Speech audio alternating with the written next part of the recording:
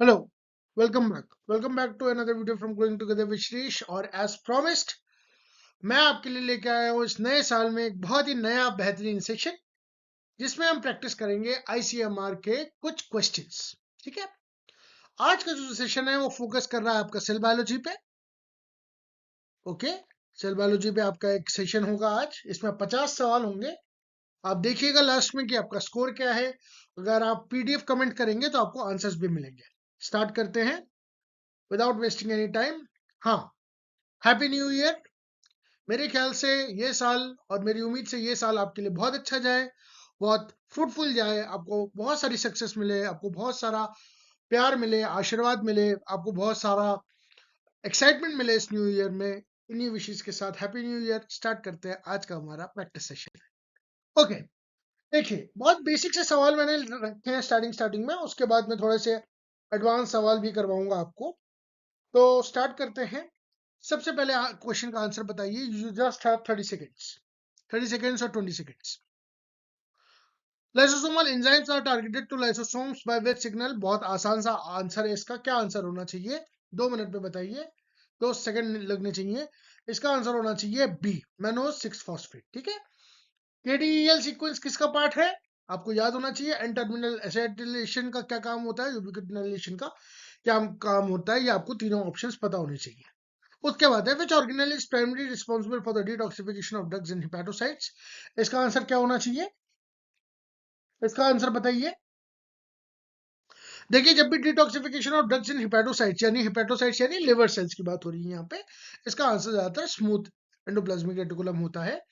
Rough year में protein synthesis होती है। गोल्गी एपिटस में आपका कुछ कुछ डिटॉक्सिफिकेशन होता है, लेकिन प्राइमरी रिस्पांसिबल आपका स्मूथ एंडोप्लाज्मिक रेटिकुलम ही होता है। गोल्गी बॉडीज में आपका थोड़ा सा ग्लाइकोसाइलेशन वगैरह काम चलता है, और लाइसोसोम तो आपका ऑटोफेगी में आता ही है। Okay, a mutation in the dynein would probably or most directly impair the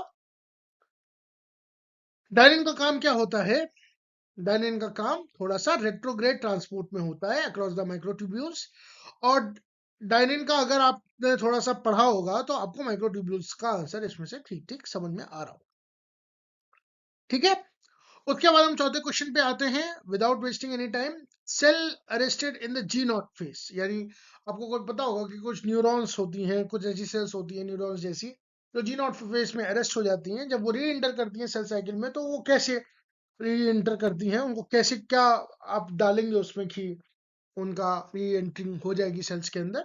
बिल्कुल सही आपका जवाब है। अगर आपका जवाब बी है तो ग्रोथ सिग्नलिंग फैक्टर या ग्रोथ फैक्टर सिग्नलिंग अगर होती है उनके अंदर, तो वो वापस से जीवन में एंटर हो जाएंगी। ओके, स्टार्ट करते हैं अगला सवाल। The main role of P21 in the cell cycle, ये तो मैंने पढ़ाया भी था, राइट? तो सेल साइकिल में ये थोड़ा सा P21 का क्या काम रहता है? P16, P21, P27 मैंने आपको सेल साइकिल की 3 वीडियोस में बताया था। ओके, इनका काम इनहिबिशन का रहता है। बिल्कुल सही है इसका जवाब, बी आंसर इसका बिल्कुल सही है। इनहिबिट करता है सीडीके साइक्लिन कॉम्प्लेक्सेस को। उसके बाद हम देखते हैं 6 क्वेश्चन।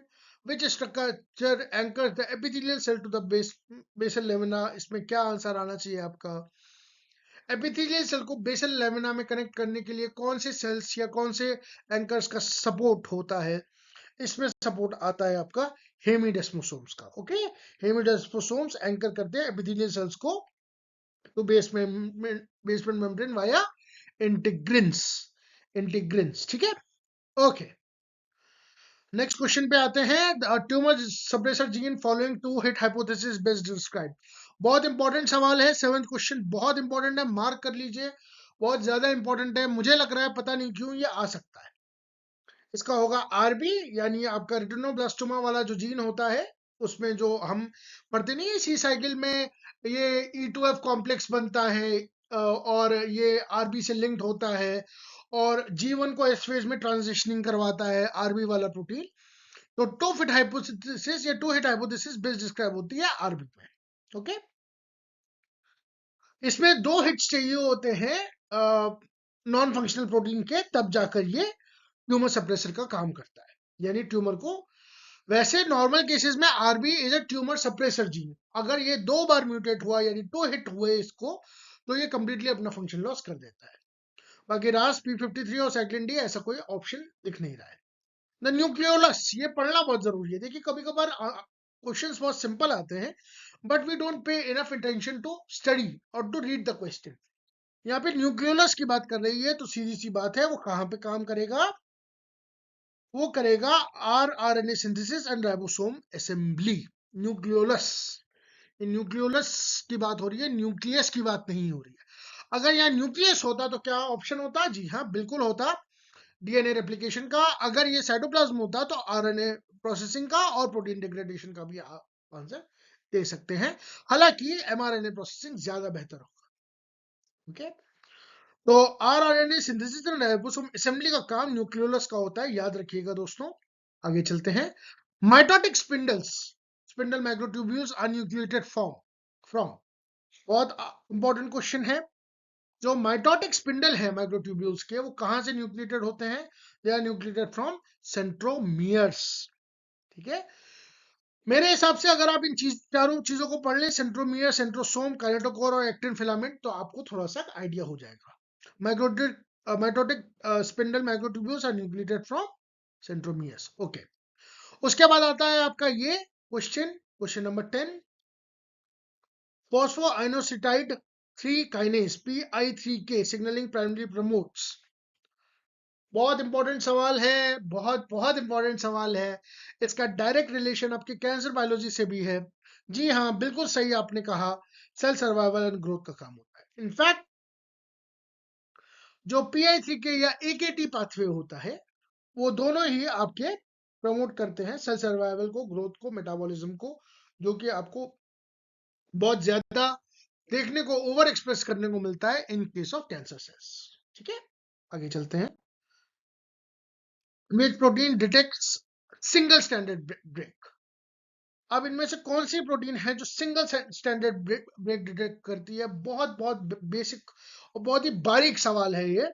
अगर आपको आता है तो अच्छी बात है, नहीं आता है तो प्लीज इसको याद रखिएगा। PARP होता है इसका आंसर, पॉली एडिनोसाइल पॉलीमरेज। ठीक है, ये PARP का फुल फॉर्म है। बाकी के बारे में भी आप पढ़ लीजिए। P53 सबको पता है, guardian of the human genome में। ATM actually double standard break, DNA break recognise करता है। और BRCA1 क्या होता है? एक प्रोटीन होता है जो कि म्यूटेटेड होता है आपका ब्रेस्ट कैंसर के केसेस में। ठीक है, ओके, नेक्स्ट क्वेश्चन पे आते हैं। Clathrin coated vesicles are mainly associated with, इसका आंसर बताइए। क्लैथरीन कोटेड जो वेसिकल्स होते हैं वो किस लिए होते हैं? अब इसका सोचिए जरा। ERN कॉल्गी के लिए तो आपको कुछ कुछ सिग्नल सीक्वेंस की वो होगी, रिक्वायरमेंट होगी।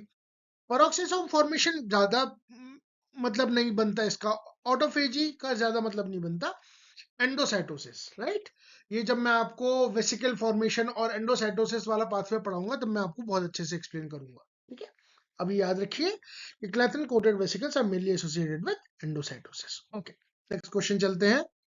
ऑटोफेगोसोम्स फ्यूज विद, ये तो बहुत सिंपल सवाल है। ऑटोफेगोसोम किसके साथ फ्यूज करते हैं? 2 मिनट सोचिए, 2 सेकंड सोचिए। जी हाँ, इसका आंसर होगा लाइसोसोम। ठीक है, तो autophagosome fuses with lysosome for the degradation. ठीक है, ओके, आगे चलते हैं। क्वेश्चन नंबर 14 पे चलते हैं। इस क्वेश्चन में कोई प्रॉब्लम तो नहीं है? देखिए, पेरोक्सिसोम्स का क्या काम है? डिटॉक्सिफिकेशन का काम है। और पेरोक्साइड आयंस जो कैटालेज होता है या सोडिम्यूटेज होता है, जो सुपर ऑक्साइड डिस्म्यूटेज होता है, उसमें काम करता है। एंडोसोम्स और लाइसोसोम्स में आप कंफ्यूजन हो सकता है आपको, लेकिन याद रखिएगा कि ऑटोफेगोसोम जब भी आते हैं वो लाइसोसोम के साथ ही फ्यूज करते हैं। ये बात याद रखिएगा। गोल्गी वेसिकल्स का ऐसा कोई काम है नहीं यहाँ पे ऑटोफेगोसोम में। ओके, क्वेश्चन नंबर 14 पे आते हैं हम। An increase in the mitochondrial outer membrane permeabilisation leads to the release of, बहुत इंपॉर्टेंट, बहुत ही प्यारा सवाल है ये। इसके बारे में देखिए। An increase in the mitochondrial outer membrane permeabilisation leads to the release of, जी हाँ, बिल्कुल सही कहा आपने, साइटोक्रोम C का रिलीज करते हैं और कैस्पेस का एक्टिवेशन कराते हैं। अगर आपका माइटोकॉन्ड्रियल आउटर मेम्ब्रेन का परमिलाइजेशन, अगर आप उसको ज्यादा परमिएबल बना देंगे तो साइटोक्रोम C, आपको याद होगा 2 पाथवे होते हैं अपोप्टोसिस के, एक साइटोक्रोम सी डिपेंडेंट और एक साइटोक्रोम सी इंडिपेंडेंट। अब इसमें से इंट्रिंसिक और एक्सट्रिंसिक पाथवे कौन सा होता है वो भी एक बार आप पढ़ लीजिएगा। ओके, नेक्स्ट क्वेश्चन पे आते हैं। A cell treated with colchicine fails to separate chromosomes because colchicine inhibits. बिल्कुल सही, बिल्कुल सही। जिन्होंने भी ए आंसर लगाया है बिल्कुल सही लगाया है। इसका आंसर होता है A, it blocks microtubule polymerisation. Colchicine prevents spindle assembly, ठीक है, स्पिंडल असेंबली को ये रोक के रखता है और मेटाफेज में अरेस्ट करके रखता है। कौन अरेस्ट करके रखता है? कॉल्चिसिन। कहाँ अरेस्ट करके रखता है? मेटाफेज में। तो माइक्रोट्यूब्यूल पॉलीमराइजेशन करता है। Okay, 16 question. A protein destined for secretion enters ER through. एक प्रोटीन जो कि सिक्रीट होने वाला है वो ER में कैसे एंटर करेगा? एक मिनट सोचिए, इस चीज को याद करने की, रिकॉल करने की कोशिश करिए। Okay, a protein destined for secretion enters ER through signal recognition particle dependent co-translational input। ये भी बात याद होनी चाहिए कि एक प्रोटीन जो डेस्टिन्ड है सिक्रीशन थ्रू ER, ठीक है, ये सिग्नल रिकॉग्निशन पार्टिकल यानी SRP के साथ लिंक्ड होता है, डिपेंडेंट फॉर को ट्रांसलेशनल इनपुट। आगे चलते हैं। The tight junctions function mainly to permit ion exchange, form a diffusion barrier between the apical and the basolateral membrane, anchor cytoskeleton, allow signaling molecules passage।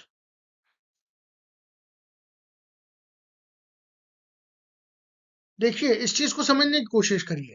Gap junction तो signalling molecules को करेंगे, ions को भी कर सकते हैं, ठीक है, छोटे छोटे मॉलिक्यूल्स को। एंकल का काम मैंने अभी बताया था आपको, बेसल लेमिना और उसके लिए हेमिडेस्मोसोम्स रिस्पॉन्सिबल होते हैं। यानी कि अगर आप इसको एलिमिनेशन मेथड से भी करते हैं तो आप form a diffusion barrier between the apical and the basolateral domains. इसका आंसर होगा। ओके, आगे चलते हैं। A patient with chronic granulomatitis disease has defected. chronic granulomatous disease has। Chronic granulomatous disease की बात कर रहे हैं। अगर आपको ये चीज नहीं पता है तो इस चीज को याद रखिए, NADPH oxidase respiratory burst failure, ठीक है। आगे चलते हैं। Okay, which cytoskeleton structure is most stable and non polar. बहुत इंपॉर्टेंट सवाल है, बताइए।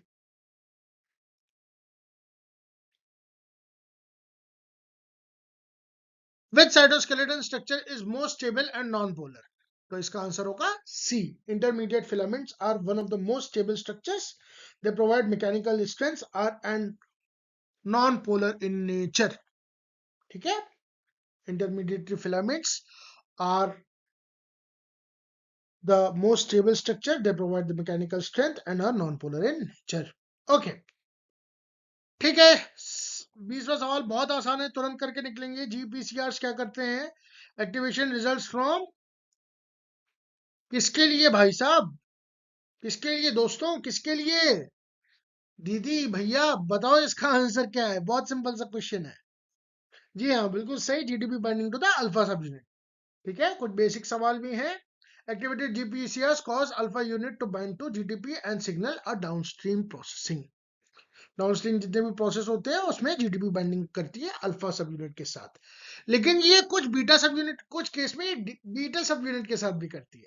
तो कौन से केसेस में करती है मैंने इंपॉर्टेंट टेबल्स में बताया हुआ है, टाइम मिलेगा तो दोबारा से बताऊंगा। ओके, चल।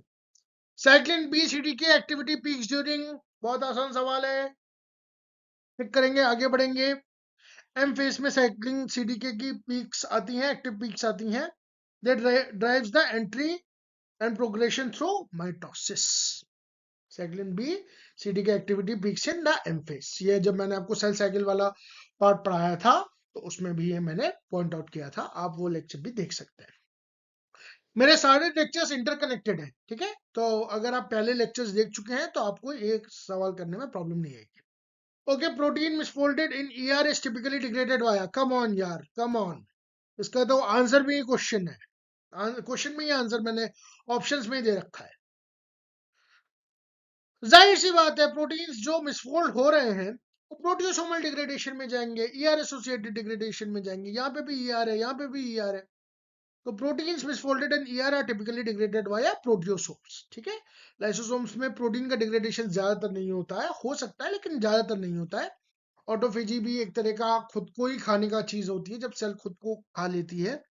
ऑटोफेजी की भी एक प्रोसेस है, उसके बारे में डिटेल में बात करेंगे। और पेरोक्सिसोम ज्यादातर आपके जो ऑक्सीजन फ्री रेडिकल्स होते हैं, आरओएस स्पीशीज होते हैं, उनको थोड़ा सा नॉर्मलाइज करता है, न्यूट्रलाइज करता है। ओके, आगे चलते हैं। Okay, a mutation in the collagen cross linking enzyme lysyl oxidase leads to. Okay, सबसे पहले एक बात समझिए, कोलेजन का काम क्या है। कोलेजन का काम क्या है?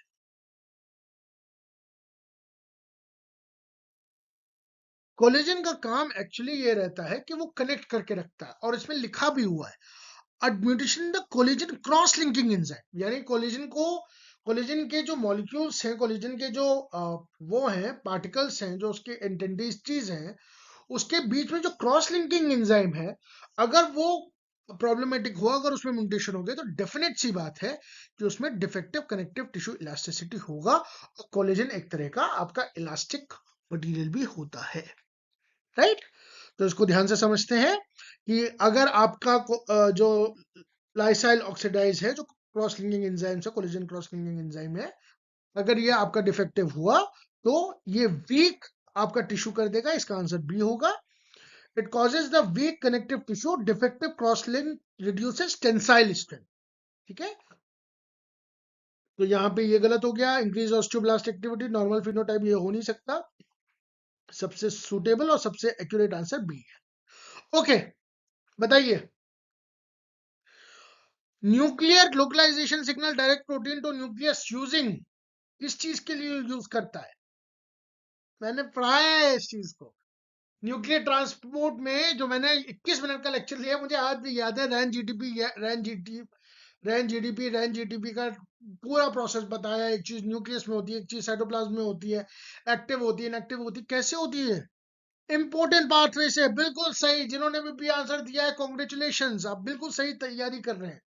All the very best. I am very hopeful कि आपका सिलेक्शन हो जाएगा। ठीक है, तो इस चीज को देखते हैं कि अगर आपका न्यूक्लियर लोकलाइजेशन सिग्नल है जो डायरेक्ट करता है प्रोटीन्स को to nucleus using important pathway.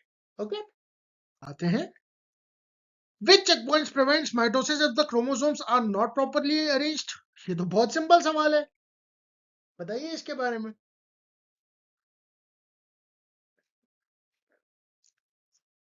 जी हाँ, स्पिंडल असेंबली चेक पॉइंट, ये मैंने आपको बहुत अच्छे से जो है बुक्स की माध्यम से और थोड़ा सा नोट्स लेकर पढ़ाया है। मैं आपको इसको फिर से पढ़ाऊंगा, व्हाइट बोर्ड पे भी पढ़ाऊंगा, लेकिन आपको याद रहेगा अगर आपने पिछले वाले वीडियोस मैंने कुछ देखे होंगे तो स्पिंडल असेंबली चेक पॉइंट मैंने समझाया है, जहाँ पे मैंने बताया है कि अगर क्रोमोसोम्स प्रॉपरली अटैच नहीं है तो स्पिंडल असेंबली चेक पॉइंट काम करता है, जब तक कि सारे क्रोमोसोम्स प्रॉपरली अटैच ना हो जाए। ओके, ओके, हम आते हैं अपने 26वें सवाल पे। Caspase independent cell death characterised by cell swelling and membrane rupture. Cell आपकी स्वेल कर गई है, सूज गई है, थोड़ी सी साइज में बड़ी हो गई है और मेम्ब्रेन का रप्चर हो गया है। देखिए, एपोप्टोसिस में मेम्ब्रेन का रप्चर ऐसे नहीं होता है, ठीक है, लेकिन जब आपका सेल डेथ है जो कि कैस्पेज इंडिपेंडेंट है तो ये होती है आपकी नेक्रोसिस। अब एक बात को समझ लीजिए, एपोप्टोसिस आपकी प्रोग्राम सेल डेथ है जो कि कैस्पेज डिपेंडेंट है। पायरोप्टोसिस क्या है ये आपको पता करना चाहिए। और सेनेसेंस क्या है? सेनिसेसन, सॉरी फॉर द टर्म, थोड़ा सा स्लिप ऑफ टंग हो रहा है। सेनिसेंस, सेनिसेंस, सेनिसेंस होता है सेल एजिंग, सेल डेथ नहीं होता, वो होता है सेल एजिंग। सेनिसेंस होता है सेल एजिंग, यानी सेल आपकी बूढ़ी हो रही है। जैसे कि अगर आपके पास आरबीसी, आरबीसी का हम नॉर्मल जो लाइफ स्पैन मानते हैं तो वो होता है 120 दिन का लगभग लगभग। तो सेल सेनेसेंस मतलब अगर वो आरबीसी आपकी 110 या 100 दिन की हो गई है, अब वो सेनेसेंस यानी अब सेल बूढ़ी हो चुकी है। ठीक है, नेक्रोसिस जो है कैस्पेज इंडिपेंडेंट पाथवे हो। अच्छा, ये आपको याद रखना होगा कि इंट्रिंसिक और extrinsic pathway of apoptosis both are caspase dependent, ये याद रखिएगा। ठीक है, आगे चलते हैं। Okay, lamins are associated with, यार ये सवाल तो गलत किसी का नहीं होना चाहिए please, this is very easy question.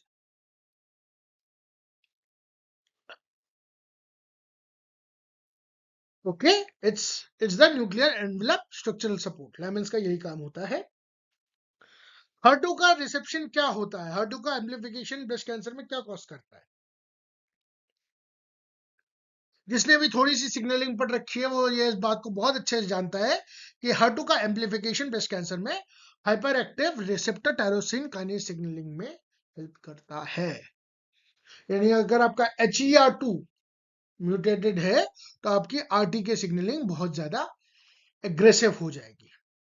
ठीक है, इंक्रीज एपोप्टोसिस तो किसी कीमत पे नहीं हो सकता, लॉस ऑफ सेल एडिशन का डायरेक्ट वैसे लिंक नहीं है, और डिफेक्टिव माइटोटिक स्पिंडल नहीं, किसी उसकी बात नहीं हो रही है, असेंबली चेक पॉइंट की बात नहीं हो रही है, ये आरटीके सिग्नलिंग से ही रिलेटेड है।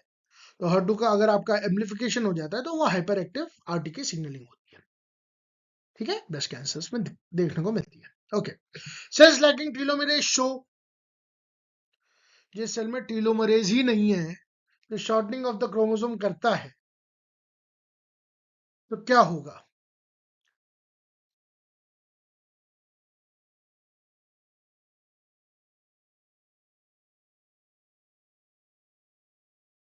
सोचिए इसके बारे में। टीलोमरेज का क्या काम होता है? कैंसर सेल्स इसीलिए तो काम करती हैं, और इनफैक्ट टीलोमरेज एक one of the most important enzyme भी है कैंसर सेल्स के लिए। अरे दोस्त, जब टीलोमरेज ही काम नहीं करेगा तो प्रोग्रेसिव टीलोमेरेज शॉर्टनिंग हो जाएगी, उसकी वजह से सेनेसेंस हो जाएगी। बहुत बेसिक सा सवाल था ये तो। ठीक है, cells lacking telomerase show progressive telomerase shortening and senescence, यानी कि सेल्स जल्दी बूढ़ी हो जाएंगी, they will age sooner. Okay, rap proteins, ये मैंने बताया हुआ है, ये मैंने पढ़ाया हुआ है, ये किसी का गलत नहीं होना चाहिए। बहुत आसान सा सवाल है। Rap proteins primary function in the physical docking and targeting. Okay, okay, insulin receptor differs from the GPCR because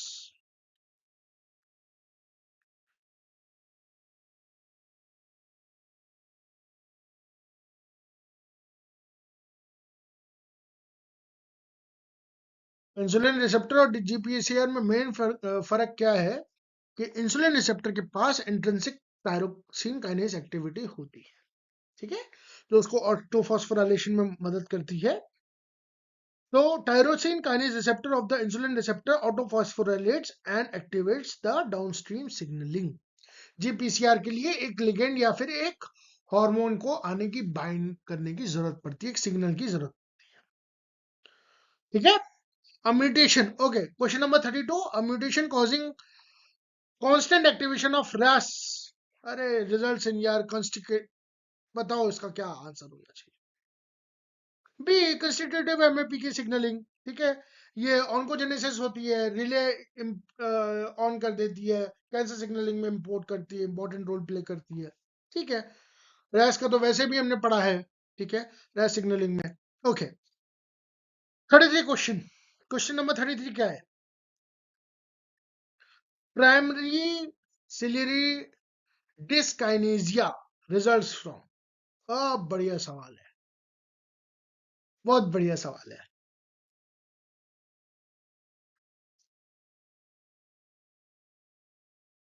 बताइए।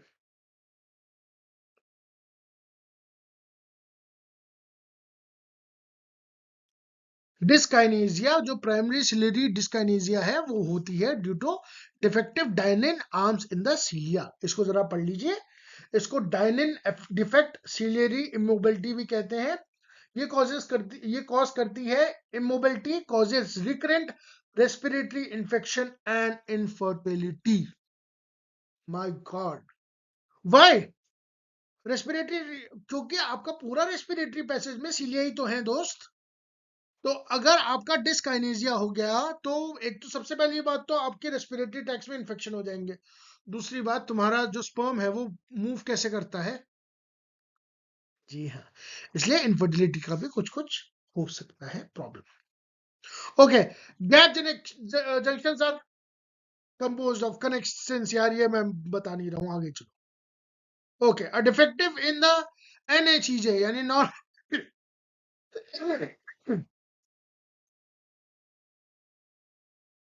a defect in the non-homologous end joining primarily affects repair in double standard DNA pathway. ठीक है, तो ये बात ध्यान रखेंगे, double standard breaks में NHEJ role play करता है विदाउट नीडिंग होमोलॉगी। और NHEJ सेल के बहुत सारे, मतलब अगर सेल 24 घंटे में DNA damage double standard repair से के थ्रू पास ऑन करती है, तो ज्यादातर केसेस में NHEJ या नॉन होमोलॉगस एंजॉइनिंग ही पाथवे इंपॉर्टेंट रोल प्ले करता है। ओके ओके, ऐसा क्यों? क्योंकि जो आपका होमोलॉगी ज्वाइनिंग वाला होता है वो केवल DNA रेप्लिकेशन या S फेज में ही काम कर सकता है। G1 में, G2 में और M फेज में आपका NHEJ ही काम करता है। Okay, unfolded protein sequence response is triggered by, क्या हो सकता है? अनफोल्डेड प्रोटीन रिस्पॉन्स है तो जाहिर सी बात है accumulation of the misfolded proteins in the year. और कुछ ज्यादा दिमाग लगाने की जरूरत नहीं है। एटीपी डिप्लीशन से इसका कोई रिलेशन नहीं है, डीएनए रेप्लिकेशन स्ट्रेस से इसका कोई रिलेशन नहीं है, आरओएस से इसका कोई डायरेक्ट रिलेशन नहीं है। ऐसे तो फिर हर चीज से रिलेटेड है। ठीक है, ऐसे तो एटीपी डिप्लीशन से भी रिलेशन है, ऐसे तो फिर डीएनए रेप्लिकेशन स्ट्रेस से भी रिलेटेड है। लेकिन अगर आपको मोस्ट अप्रोप्रिएट आंसर चूज करने को मिलेगा तो आप 36 का बी चूज करेंगे। UPR is because of accumulation of misfolded protein in the ER. Okay, 37 पे आता है। ग्लाइकोसाइलेशन ऑफ मेनी प्रोटीन्स अकर इन, कहाँ कहाँ होता है भाई ग्लाइकोसाइलेशन? ईआर एंड गोल्गी में। बहुत सिंपल सवाल है, ऑप्शन इसका सी हो जाएगा। Glycosylation of many proteins occur primarily in the ER and the Golgi. Okay, next question important है, आ सकता है। ठीक है, which mechanism produces diversity in the antibodies? Antibodies के लिए डाइवर्सिटी कौन कराता है? इसका आंसर क्या होना चाहिए?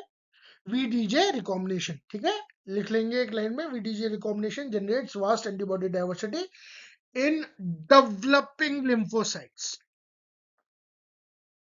ठीक है, okay. A cell shows fragmented DNA, membrane blebbing, and apoptotic bodies. Most likely the pathways. अब ये मैं नहीं बताऊंगा, इसका आंसर है बी। बिल्कुल सही बात। देखिए, जब आपकी नेक्रोसिस होती है तो पहली बात तो कैस्पेस इंडिपेंडेंट होती है, उसमें मेम्ब्रेन रप्चर करता है और सेल का साइज बड़ा हो जाता है। ठीक है, लेकिन जब आपका DNA फ्रैगमेंट कर रहा है, मेम्ब्रेन ब्लेबिंग हो रही है और एपोप्टोटिक बॉडीज बन रही है, तो डायरेक्ट सीरीज बात है कि वो एपोप्टोसिस होगा। Okay, ATP power chaperone proteins like HSP70 assisting, यार ये क्या है? इसका आंसर भी होगा प्रॉपर प्रोटीन फोल्डिंग। ये कौन सी बहुत बड़ी बात है? आगे बढ़े। ठीक है, डीएनए रेप्लिकेशन में काम नहीं करती है, RNA एक्सपोर्ट में काम नहीं करती है, और वेसल बडिंग में भी काम नहीं करती है। इसका प्रॉपर प्रोटीन फोल्डिंग होगा।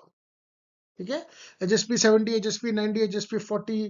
ठीक है, ग्रो ES। ठीक है, वो याद रखिएगा। ठीक है, इनको भी पढ़ लीजिएगा एक बार। Okay, cancer cells often defective inactive P53 due to, बताइए। Cancer cells often inactivate P53, guardian of the genome.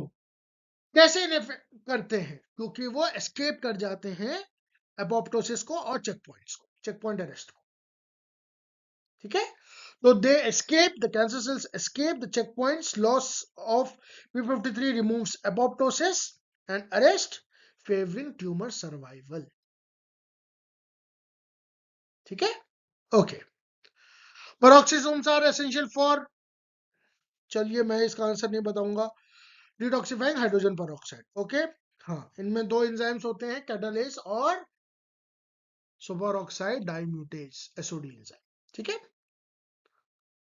और भी होते हैं लेकिन ये दो मेन होते हैं। Okay, A kinase that phosphorylates many substrates after DNA damages. बताइए।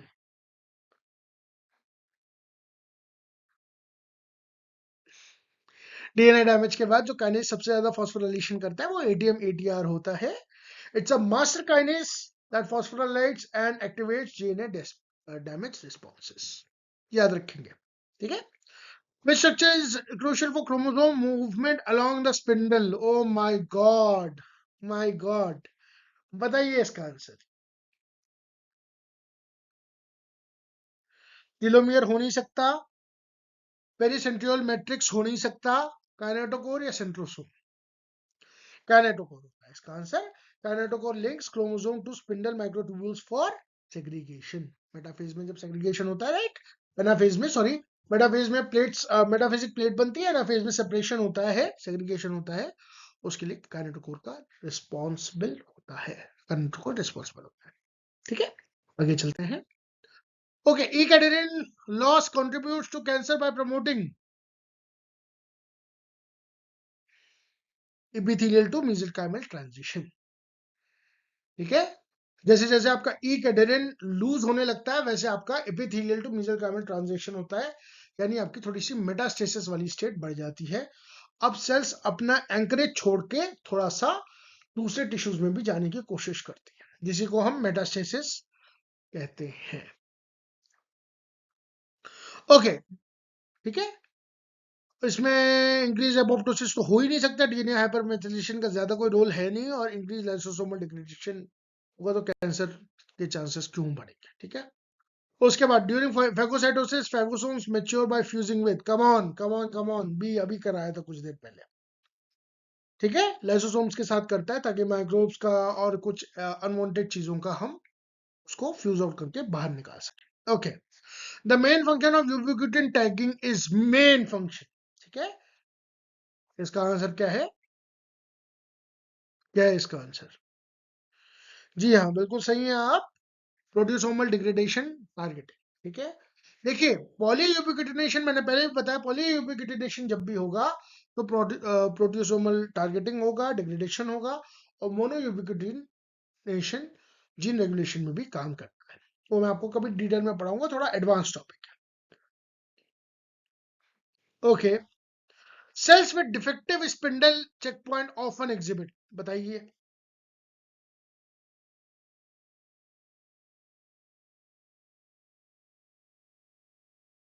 अगर आपका spindle assembly check point properly सही काम नहीं कर रहा है, डिफेक्टिव है, उसमें म्यूटेशन आ चुका है, तो सबसे ज्यादा क्या प्रॉब्लम आएगी?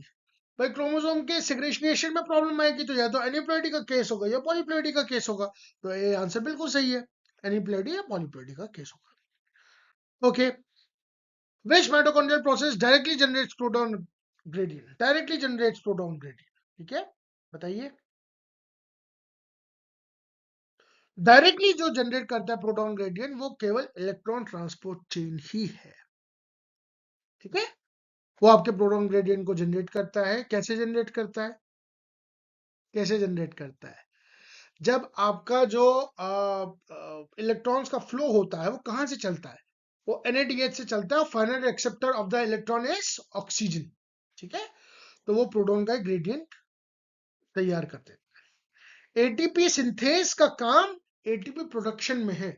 जब 4 प्रोटॉन जाते हैं ऐसा माना जाता है, बाकी कितना सही है कितना गलत है वो तो बहुत, लेकिन एक एक कंसेंसस जो साइंटिस्ट का बना हुआ है, ऐसा माना जाता है कि 4 प्रोटॉन्स आते हैं और उसकी वजह से एक मूवमेंट होता है एटीपी सिंथेस में, जो कॉम्प्लेक्स 5 जिसको भी हम कहते हैं, और उसके बाद एक एटीपी बनता है। तो प्रोटॉन ग्रेडियंट का जनरेशन जो है ईटीसी करता है। क्रेब्स साइकिल और बीटा ऑक्सीडेशन डायरेक्टली नहीं करते। क्रेब्स साइकिल ऐसे कंपाउंड्स बनाता है जैसे NADH FADH2 बनाता है, जिसकी वजह से प्रोटॉन जनरेट होता है। बीटा ऑक्सीडेशन भी कुछ कुछ यही काम करता है, FADH2 बनाता है, जिसकी वजह से थोड़ा सा प्रोटॉन जनरेट होता है। Okay, a cell lacking backs and back become resistant to apoptosis because,